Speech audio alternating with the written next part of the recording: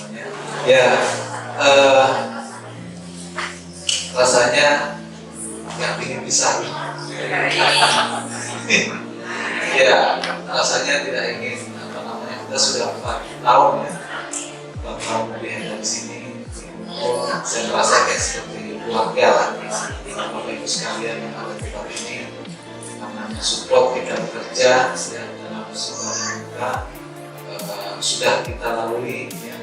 Saling kita senang ya, saling kita kemarahan ya, saling curhat juga, mungkin ada yang saling curhat ya, semuanya dijalani kita dengan senang hati, karena itu memang kita merasa satu keluarga.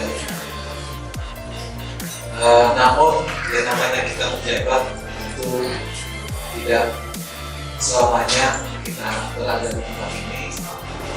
Yang saya hormati, yang saya banggakan Bapak Petrus Esuk MSI, Kepala PKAD dalam kualitas pertanian. Saya mengucapkan terima kasih atas semacam pimpinan sebelumnya. Saya Direktur Pak Petrus sudah menghadiri Rapenas Pak ya, di sini saya mendapatkan insight bagaimana sebenarnya pertanian itu hanya sekitar 25 ya, padahal kita sudah mau berakhir triwulan kedua, masuk triwulan ketiga. Jadi saya mengatakan bahwasanya kita perlu melakukan akselerasi yang luar biasa. Oleh karena itu saya sampaikan ibarat saya ulangi lagi, seperti kereta api, kecepatan kereta itu ditentukan oleh gerbong yang paling lambat. Nah, kenapa kereta ini tidak bisa cepat? Karena lokomotifnya cuma satu, hanya lokomotif yang paling depan itu yang ada tenaganya, ada power, ada mesinnya. Tetapi kereta Shinkansen atau bullet train itu setiap gerbongnya dikasih motor listrik, sehingga mereka bisa tembus kecepatan 300 km. Jadi saya kira filosofinya adalah masing-masing dari kepala bidang inilah harusnya juga menjadi motor, ya. Jadi motor masing-masing bidang sehingga kita semua bisa bergerak cepat. Kalau hanya habisnya seperti belum mati, berat dari gerbong ini panjang, dari ini lebih panjang daripada yang diberikan.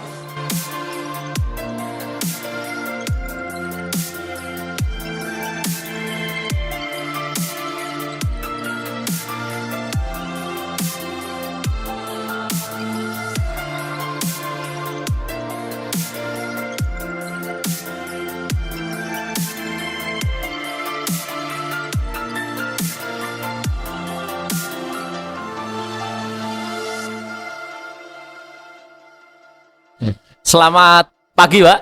Pagi. Oke, terkait dengan kegiatan bahwa dengan kepindahan Bapak ke BKAD ini apa, Pak? Kesan dan kenangan di Dinas Pertanian ini, Pak? Ya, kalau kesan dan kenangan pasti banyak lah. Siap. Ya, jadi memulai masuk di sini kan 2019.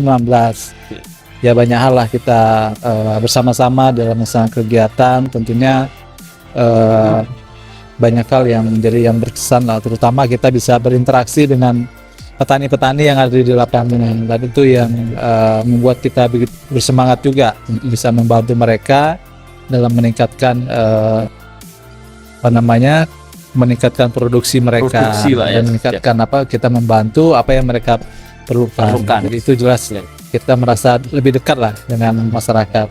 Kemudian kalau di kantor ya tentunya kita dengan staf ya. Kita sudah selama ini 4 tahun ya menjalani.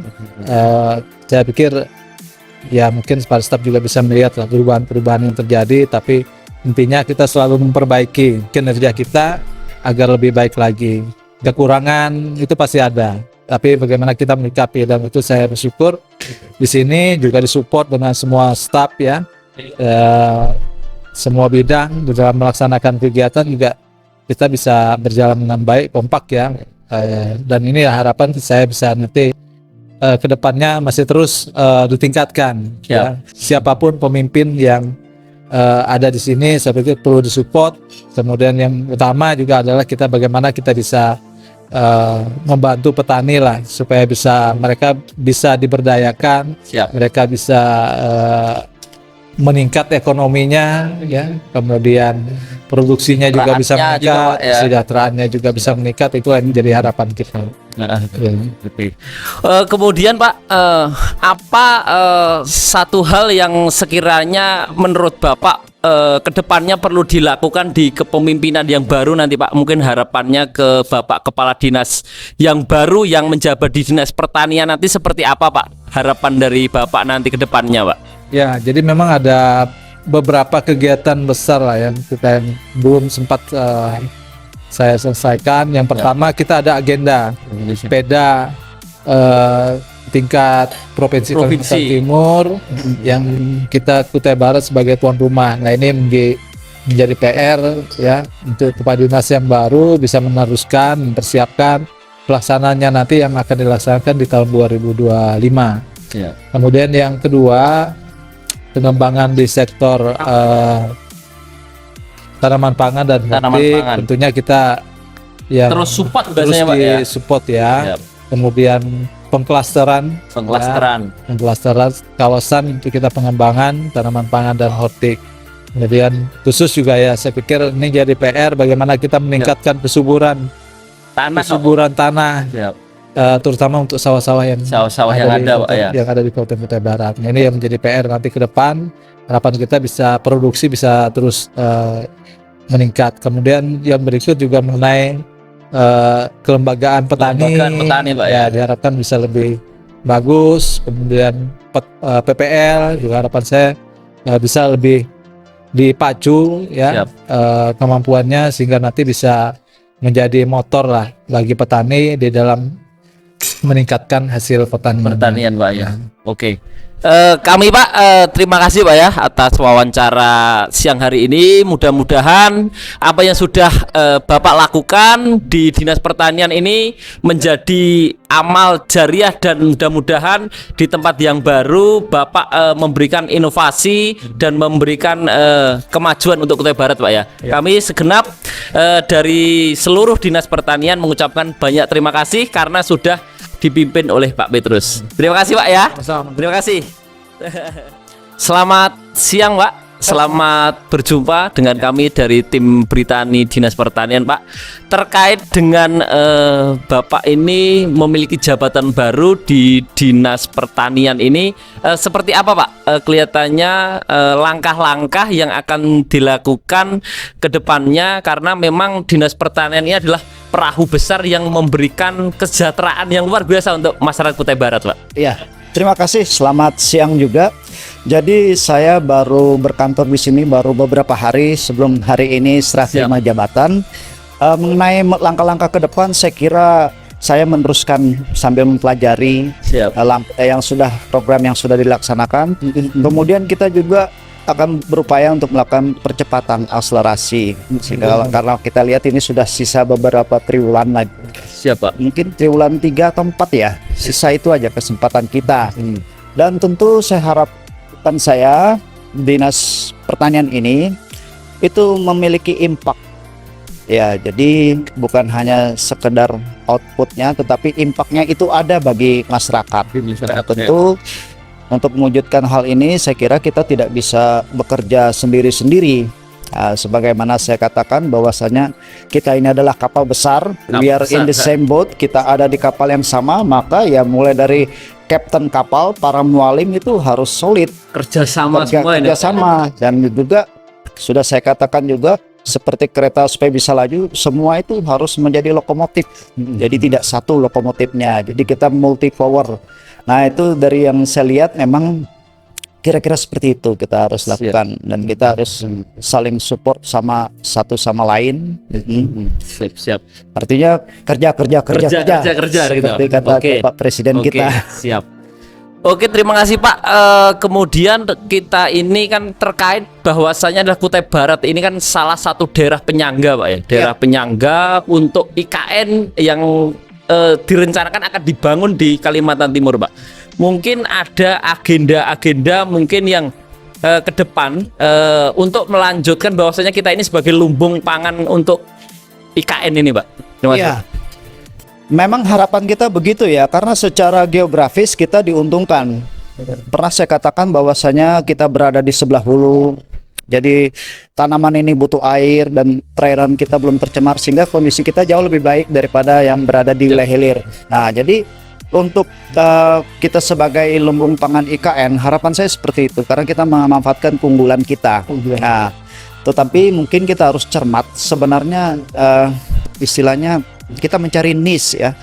Ini kita mau masuk di mana? Siap.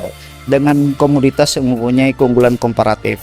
Siap. Nah, tentu kita melihat sesuai dengan potensi daerah kita, potensi tanah, lahan dan sebagainya, tentu juga masyarakatnya sendiri bagaimana.